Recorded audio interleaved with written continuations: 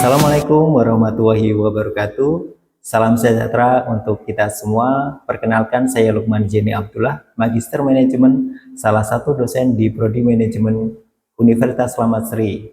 Pada kesempatan ini, saya akan memaparkan tentang mata kuliah yang saya ampu di Prodi Manajemen, yaitu mata kuliah Manajemen Sumber Daya Manusia.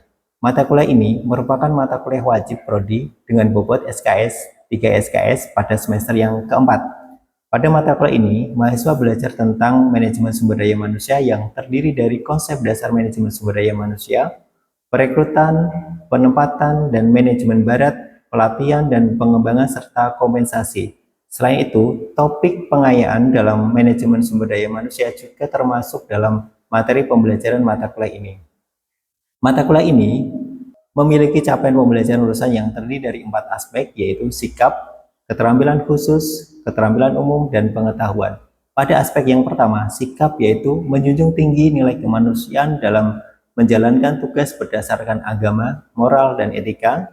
Aspek yang kedua, keterampilan khusus, yaitu mampu merumuskan dan mengimplementasikan rencana strategik dan menjabarkannya ke dalam rencana fungsional seperti pemasaran, sumber daya manusia, operasi, dan keuangan.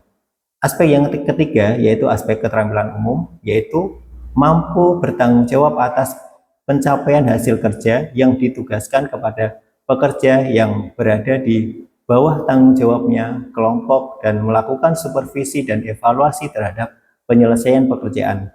Aspek yang keempat, pengetahuan, yaitu menguasai prinsip komunikasi, lintas fungsi, dan level organisasi. Selanjutnya, untuk mencapai pembelajaran mata kuliah atau CPMK pada mata kuliah Manajemen Sumber Daya Manusia ada 4 bagian. Yang pertama adalah mahasiswa mampu memahami teori dan konsep manajemen sumber daya manusia dalam sebuah organisasi berdasarkan agama, moral, dan etika. Yang kedua, mahasiswa mampu melakukan supervisi dan evaluasi atas pencapaian hasil kerja dalam manajemen sumber daya manusia. Yang ketiga, mahasiswa mampu merumuskan dan mengimplementasikan rencana strategik dalam lingkup manajemen SDM. Yang keempat, mahasiswa mampu menguasai prinsip-prinsip komunikasi lintas fungsi dan level organisasi dalam manajemen sumber daya manusia. Kemudian, untuk kemampuan akhir tiap tahapan belajar atau sub CPMK, terdapat 14 capaian yang akan saya tampilkan pada gambar berikut ini. Sistem pembelajaran yang saya gunakan di kelas yaitu sistem student center learning, yaitu metode pembelajaran yang menempatkan mahasiswa sebagai subjek pembelajaran sehingga mahasiswa akan belajar lebih aktif, kreatif, dan inovatif. Sistem SCL dalam pembelajaran saya ada 3. Yang pertama, pembelajaran interaktif, yaitu dosen memaparkan materi dan memberikan pertanyaan kepada mahasiswa serta meminta pendapat mahasiswa. Yang kedua adalah metode group discussion yang melibatkan antar kelompok mahasiswa untuk menganalisis fenomena atau isu terkini yang berkaitan dengan mata kuliah. Yang ketiga adalah pembelajaran mandiri, di mana metode ini membentuk pemberian tugas kepada mahasiswa seperti tugas membaca maupun meringkas. Selanjutnya, untuk mengukur kemampuan mahasiswa secara objektif dalam menerima materi pembelajaran yang saya menggunakan beberapa indikator, yaitu pertama, kehadiran dan keaktifan mahasiswa dengan bobot 20%, tugas individu sebesar 10%, tugas kelompok 10%, serta ujian tengah semester dan ujian akhir semester masing-masing memiliki bobot 30%.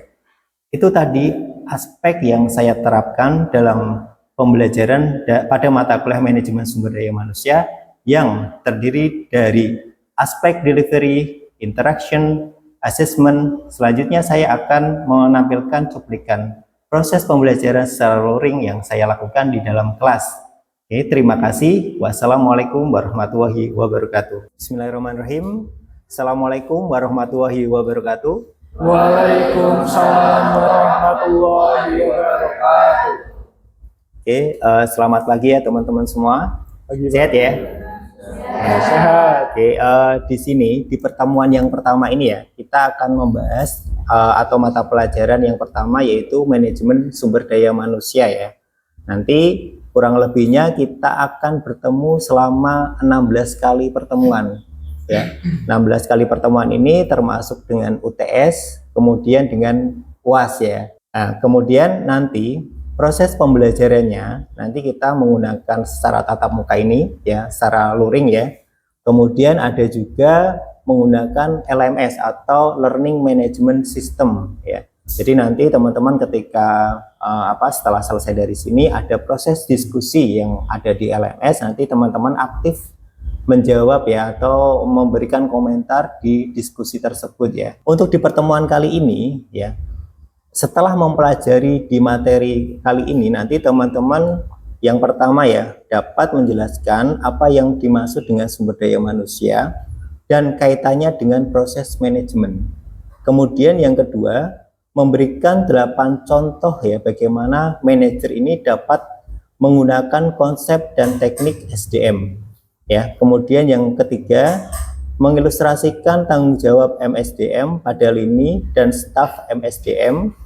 Kemudian yang keempat memberikan contoh yang mengilustrasikan peran SDM ya dalam memformalisasikan dan mengeksekusi strategi perusahaan. Nanti ada 4 yang teman-teman pelajari di pertemuan kali ini ya. Kemudian yang pertama di slide yang pertama ini ya, kita akan membahas terkait dengan pekerjaan manajer sumber daya manusia ya. Itu terbagi menjadi 2 ya teman-teman ya. Ada proses manajemen, kemudian ada sumber daya manusia atau SDM ya. Untuk proses manajemen sendiri itu terbagi menjadi 5 fungsi dasar ya. Yang pertama ada perencanaan, kemudian ada pengorganisasian, penyusunan staf ya, kemudian ada kepemimpinan dan pengendalian. Perencanaan ini apa sih? Contohnya bagaimana? Contoh seorang manajer itu kan harus ya di dalam sebuah perusahaan itu pasti ada tujuan atau visi ya, visi dari perusahaan tersebut ya. Setelah menentukan visi, pasti bagaimana mencapai visi misi tersebut ya. Nah, itu termasuk dari perencanaan dalam proses manajemen di sini. Kemudian pengorganisasian ya. Jadi seorang manajer itu harus bisa mengkoordinir ya dari beberapa staf atau beberapa bagian di dalam sebuah rantai manajemen ya, manajemen itu sendiri.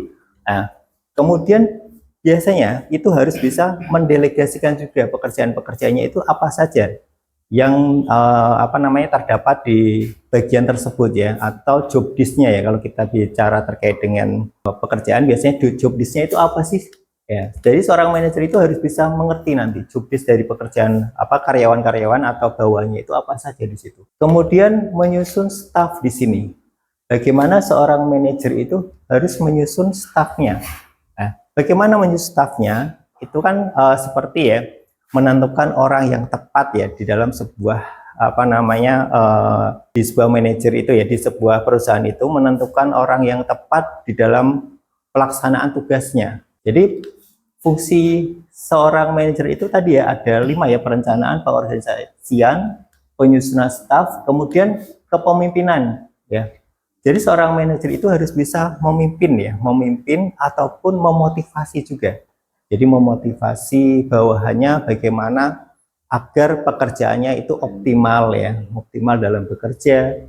Kemudian juga yang terakhir adalah pengendalian. Jadi mengevaluasi, nanti ada bentuk evaluasi dari manajer ke bawahnya itu seperti apa ya, perlu nggak peningkatan atau perlu nggak adanya skill tambahan yang diperlukan oleh bawahannya gitu ya. Kemudian untuk yang sumber daya manusia, di sini ada kebijakan dan praktik ya menyangkut pelaksanaan aspek manusia atau sumber daya manusia dari posisi manajemen ya, termasuk ya perekrutan tadi ya, perekrutan, penyaringan, pelatihan, pemberian penghargaan dan penilaian di sini. Ya, perekrutan sendiri itu harus sesuai dengan kualifikasi ya, kualifikasi yang dibutuhkan oleh seorang bukan oleh seorang ya, yang dibutuhkan oleh perusahaan tersebut ya. kualifikasinya seperti apa. Contoh ada semacam lowongan untuk pekerjaan di bagian marketing ya. Berarti seorang manajer ini harus bisa bagaimana merekrut seorang marketing, harus mempunyai kemampuan seperti apa. Jangan sampai orang yang direkrut itu tidak sesuai ya, tidak sesuai atau mungkin introvert kayak gitu ya, introvert ya. Berarti ketika seorang marketing berarti orangnya biasanya aktif ya, aktif. Terus biasanya juga banyak kenalannya juga ya. Kemudian di sini setelah perekrutan ada penyaringan ya. Jadi penyaringan ini berupa seleksi. Nanti seleksinya seperti apa? Ada seleksi mungkin kesehatan, terus seleksi terkait dengan apa namanya psikotesnya, ya. Ada seleksi wawancaranya seperti apa, ya. Tahap-tahapannya itu juga termasuk dari penyaringan tersebut ya. Kemudian setelah itu ada ketika diterima kan pasti kan ada pelatihannya juga ya. Jadi biasanya kalau teman-teman ini ada yang sudah bekerja nggak sih? Belum ada ya? Ada yang sudah ada. Nah, kalau yang sudah bekerja pasti setelah direkrut ya nanti pasti biasanya ada terkait dengan pelatihan ya. Entah itu on the job training ya, langsung diarahkan oleh apa namanya seniornya ya, oleh seniornya, ataupun juga bisa juga sebelum melakukan aktivitas pekerjaan 1 hari atau berapa hari itu sudah di training terlebih dahulu ya. Biasanya kalau bagian-bagian seperti di perusahaan produksi ya, contoh harus bisa menjahit, berarti kan ada tes menjahit ya, terus kemudian ada training-trainingnya seperti apa di situ kan ya. Kemudian oh ya, pelatihan ini juga tidak hanya untuk karyawan baru saja, pasti juga untuk karyawan-karyawan yang lama perlu juga adanya pelatihan. Barangkali ada kenaikan jabatan ya, kenaikan jabatan, oh ternyata perlu yang namanya pelatihan kepemimpinan ya di situ ya. Kemudian pemberian penghargaan ya bagi karyawan-karyawan yang biasanya berprestasi ya. Pemberian penghargaan ini sebenarnya tidak hanya berupa uang biasanya, tapi biasa juga terkait dengan pemberian ucapan terima kasih ya dari atasan, juga termasuk ya penghargaan di situ. Ya, ada ya yang mungkin dari atasnya sering mengucapkan terima kasih ya Mas setelah apa namanya bekerja dengan baik, walaupun itu tidak ada apa kaitannya dengan uang ya. Biasanya kan jadi penghargaan ini tidak harus berupa uang tadi ya. Jadi bisa berupa penghargaan seperti mungkin ada piagam atau ucapan terima kasih dari atasannya ya. Kemudian yang terakhir ada penilaian ya. Jadi setelah prosesnya ya, setelah proses apa dari karyawan itu, yang terakhir ada penilaian, berarti ada penilaian kinerja dari karyawan tersebut ya. Kira-kira dari penilaian tersebut perlu nggak peningkatan ya, peningkatan atau perlu nggak pelatihan lebih lanjut ya. Kira-kira bisa dimaksimalkan nggak potensi karyawan tersebut ya, karena nantinya akan dinilai di sini. Kalau dulu waktu saya di BRI ya, itu kan ketika ada marketing ya atau petugas mantri ya, itu biasanya kan di akhir itu ada penilaian. Penilaiannya ada penilaian 1 bulan, ada 3 bulan, ada yang 6 bulan sampai 1 tahun ya. Penilaiannya terkait dengan indikatornya apa saja? Ada yang terkait dengan apa namanya jumlah pinjamannya ada berapa ya, jumlah customernya yang bertambah berapa.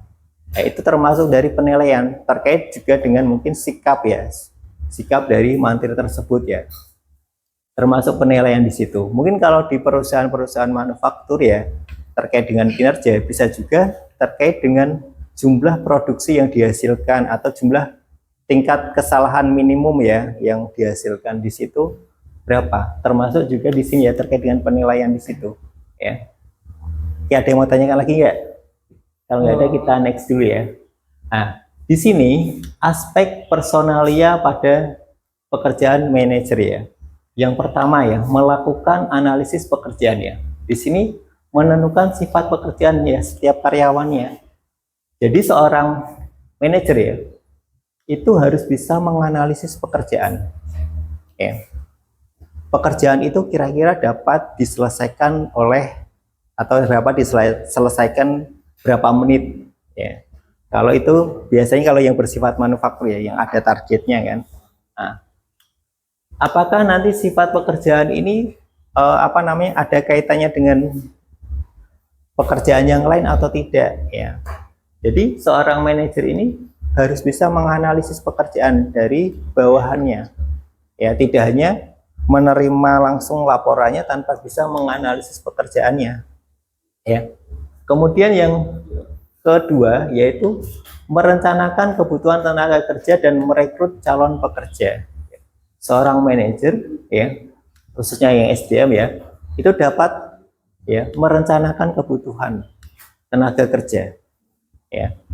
Barangkali mungkin ya, kalau dulu pas waktu di di BRI juga ya, ketika jumlah nasabahnya itu membludak ya, selalu sering intensitas nasabahnya itu tinggi, kira-kira perlu nggak teller baru atau customer baru ya untuk menambah atau mengurangi pekerjaan tadi ya. Jadi dibagi oleh beberapa customer service tadi atau beberapa teller tadi, sehingga pelayanannya bisa lebih cepat di situ ya. Jadi seorang manajer itu harus bisa ya, kira-kira kebutuhan tenaga kerja kita berapa sih, apalagi mungkin kalau sudah mau ekspansi ya atau menambah cabang lagi ya, pasti diperlukan kebutuhan tenaga kerja yang akan kita rekrut itu berapa orang lagi. Manajer itu harus bisa nanti menentukan kualifikasi seperti apa ya yang dibutuhkan oleh tenaga kerja yang dibutuhkan kan. Jangan sampai nanti merekrut karyawan tetapi karyawan itu tidak sesuai dengan harapan ya. Kalau sudah tidak sesuai nanti kan repot lagi, mau memecat bagaimana, mengeluarkan bagaimana. Ya kan sudah diterima soalnya ya. Karena nanti kaitannya ketika sudah diterima, itu pekerjaannya kan juga menjadi tanggung jawab seorang manajer ya. Terus nanti ada hubungannya dengan pekerjaan-pekerjaan yang lain pastinya kan. Kemudian yang ketiga itu ya, memilih kandidat pekerjaan ya, tadi hampir sama dengan merekrut ya calon pekerja. Kemudian yang keempat di sini mengorientasikan dan melatih karyawan baru ya. Jadi kalau ada karyawan baru biasanya ada pelatihan ya atau pengenalan dari perusahaan tersebut ya, atau lingkungan kerjanya itu seperti apa, hal-hal yang tidak dibolehkan di dalam lingkungan kerja itu seperti apa saja. Itu biasanya ada ya, ada terkait dengan orientasi karyawan baru ya. Kemudian mengelola upah dan gaji di sini, dan dalam kurung kompensasi karyawan ya, yaitu mengelola upah ya dan gaji karyawan di situ ya. Jadi seorang manajer juga harus bisa melihat ya, kalau gaji pasti sesuai dengan UMR biasanya ya, sesuai dengan UMR, tapi kompensasi ini ya bisa banyak ya, ada terkait dengan mungkin kinerjanya yang bagus ya. Mungkin juga ada tunjangan ya, tunjangan terkait dengan anak ya, tunjangan istri dan sebagainya kalau memang ada di perusahaan tersebut ya. Oke, kemudian memberikan insentif ya dan manfaat di sini, memberikan insentif ya. Insentif berarti sama kayak gaji ya, insentifnya seperti apa ya, tunjangannya seperti apa ya.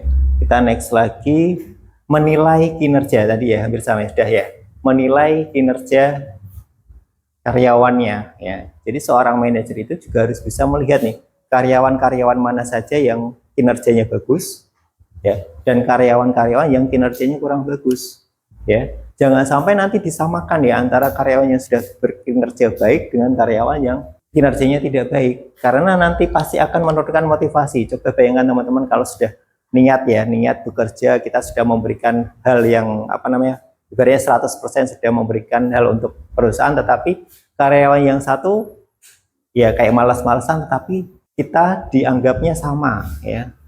Itu kan kadang kita menurunkan motivasi kita dalam bekerja di situ ya. Jadi seorang manajer itu harus bisa menilai kinerja ya karyawannya bagus seperti apa, yang kurang bagus seperti apa, dan yang kurang bagus ini bagaimana nanti caranya, bagaimana untuk dapat ya kinerjanya bagus, apa ada pelatihan terlebih, latihan lagi ataupun sebagainya ya, atau ada peringatan ya di situ.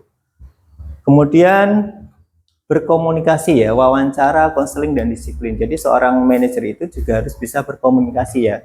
Kemudian ada konseling ya, biasanya kalau mungkin ada karyawannya yang putus cinta, enggak ya, karyawannya yang mungkin merasa tadi ya kurang termotivasi ya, adanya biasanya ada konseling di dalamnya ya, pendisiplinan ya di situ. Kemudian next ya, melatih dan mengembangkan pengembangan manajer ya. Melatih ya, tadi kayak semacam apa namanya, memberikan pelatihan ya.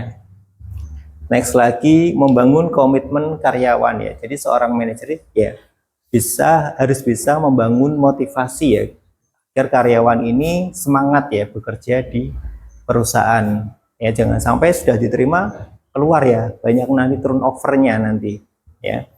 Jadi seorang manajer di sini harus bisa membangun komitmen ya, agar tercapai tadi visi dari perusahaan itu seperti apa ya. Harus bisa membangun komitmen dari karyawan-karyawannya ya. Nah, biasanya terdapat kesalahan dari seorang manajer personalia ya. Tapi sebelum itu mungkin ada pertanyaan dulu nggak? Izin bertanya, Pak. Ya, silakan. Terkait dengan apa yang tadi sudah dibahas, yang ingin saya tanyakan adalah mengapa rekrutmen dan seleksi penting bagi MSDM?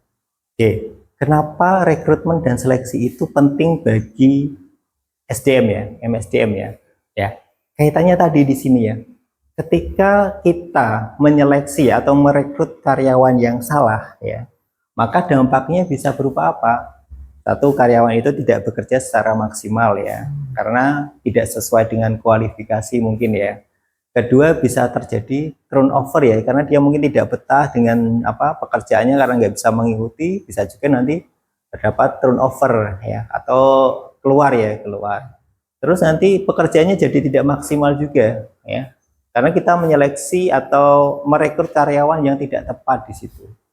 Ya Mas Rifki ya. Nah, sama juga nanti di sini ya, kesalahan-kesalahan personalia itu ya, apa saja sih?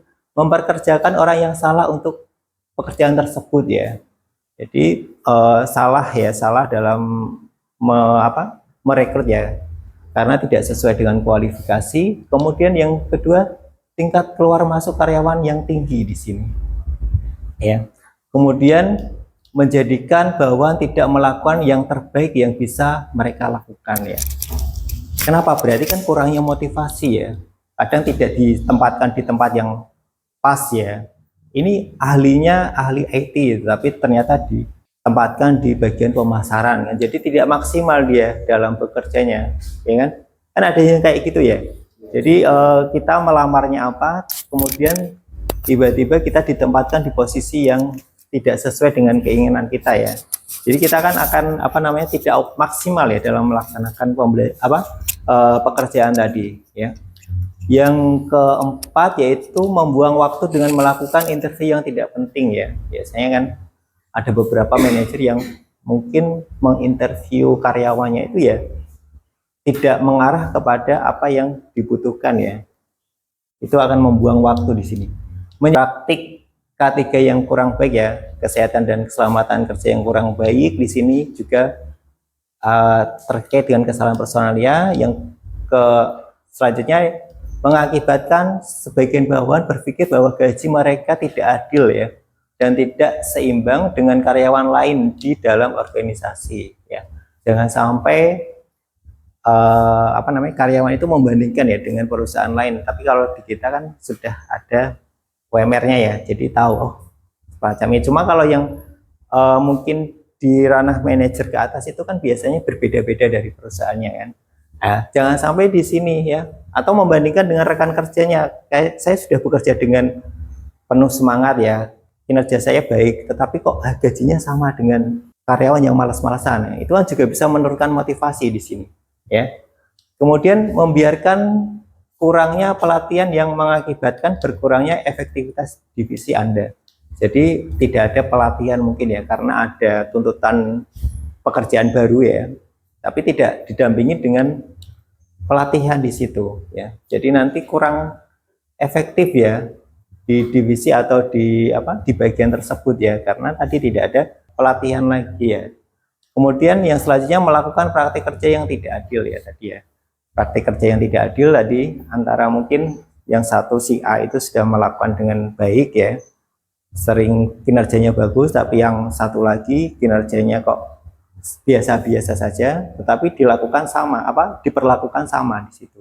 dari mulai gajinya mungkin ya, terus dari mulai sikap atasannya ya, itu juga nanti akan bisa menurunkan motivasi dari karyawan. Ya, tadi ya terkait dengan kesalahan personalia ya. Kira-kira ini saya akan bertanya ya, apa sih yang dimaksud manajemen sumber daya manusia? Kira-kira yang mau menjawab siapa? Mohon maaf, saya Pak Lukman. Iya. Perkenalkan nama saya Novita. Iya, Mbak Novita. Saya akan menjawab pertanyaan apa yang dimaksud dengan manajemen sumber daya manusia. Untuk manajemen sumber daya manusia adalah proses perencanaan, pengorganisasian, pengarahan, dan pengendalian terhadap kegiatan-kegiatan yang berkaitan dengan pengadaan, pengembangan, kompensasi, integrasi, pemeliharaan, dan pemutusan hubungan kerja untuk mencapai tujuan organisasi yang efektif dan juga efisien. Ya, terima kasih ya Mbak Novita ya. Tadi ya sesuai dengan apa yang tadi ya. Ada proses, terus kemudian manajemen SDM ya. Dimulai ada lima apa lagi? 5 fungsi ya. 5 fungsi. Kemudian ditambah lagi dengan tadi ya terkait dengan apa? Penilaian ya. Terus kemudian terkait dengan perekrutan ya, dan sebagainya di situ ya. Terima kasih ya Mbak. Siapa Mbak Novita? Ya. Konsep dasar SDM ya. Ada 2. Yang pertama mendapatkan hasil atau aspek dasar dalam pengelola. Yang kedua adalah SDM ini menciptakan nilai dengan terlibat dalam berbagai aktivitas sehingga menimbulkan perilaku karyawan yang dibutuhkan perusahaan ya untuk mencapai sasaran strategis organisasi. Jadi SDM ini ya bagaimana menciptakan SDM ya yang dapat ya atau terlibat di sini dalam berbagai aktivitas di dalamnya untuk apa? Untuk mencapai sasaran ya atau strategi atau visi dari organisasi itu apa? Ya, konsepnya semacam itu ya. Jadi ketika menjadi seorang manajer nanti ya, amin ya. Semoga nanti teman-teman menjadi seorang manajer semua ya mampu menciptakan ya bagaimana karyawan ini bisa termotivasi ya untuk menciptakan sasaran strategi ataupun tadi ya visi misi sebuah perusahaan ini dapat tercapai di situ. Nah, langkahnya tadi ya ada banyak ya. Nah, kemudian kita next lagi ya aspek lini dan staf dalam MSDM ya. Yang pertama ada manajer lini ya. Seorang manajer yang berwenang untuk mengarahkan ya pekerjaan bawahan ya dan bertanggung jawab untuk menyelesaikan tugas-tugas organisasi ya. Ada manajer lini ya. Biasanya untuk yang manajer lini ini berwenang langsung ya, langsung bisa mengarahkan bawahannya secara langsung ya. Jadi kalau ada nih yang apa namanya, yang bawahannya kurang tepat dalam pekerjaannya langsung bisa diarahkan oleh manajer lini di sini ya. Dan tanggung jawabnya untuk menyelesaikan tugas-tugas dari organisasi tadi ya, dari perusahaan tadi ya. Kemudian manajer staff di sini adalah seorang manajer yang membantu dan memberikan nasihat kepada manajer lini ya. Jadi memberikan apa namanya nasihat ya. Jadi tidak secara langsung mengarahkan ya karyawannya, tetapi bisa memberikan nasihat ya atau masukan ya, masukan dari kepada manajer lini tadi ya. Oke, tanggung jawab manajer SDM ya. Yang pertama ya, menempatkan right person in the right job ini ya. Apa sih yang dimaksud seperti itu? Yaitu menempatkan orang yang tepat ya dalam suatu pekerjaan tadi ya, satu job ya, job pekerjaan tadi. Jangan sampai salah menempatkan orang ya, salah menempatkan orang di sini. Ini tanggung jawab dari seorang manajer ya. Kemudian memberikan orientasi pada karyawan baru ya, memberikan pengenalan tadi, pengenalan terhadap karyawan-karyawan baru ya, terkait dengan apa namanya aturan ya, aturan yang ada di perusahaannya.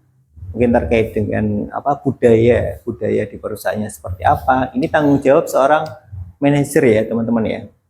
Kemudian memberikan training ya untuk setiap jabatan baru pada setiap karyawan ya, memberikan training ataupun pelatihan ya kepada karyawannya, baik itu sebenarnya karyawan baru ataupun karyawan lama yang naik jabatan biasanya ya. Kan teman-teman kalau yang mungkin sudah bekerja ya, ketika naik jabatan kan pasti ada tesnya atau trainingnya terlebih dahulu kan untuk mendapatkan posisi tersebut ya, posisi di atasnya di sini. Ini juga tanggung jawab seorang manajer di sini.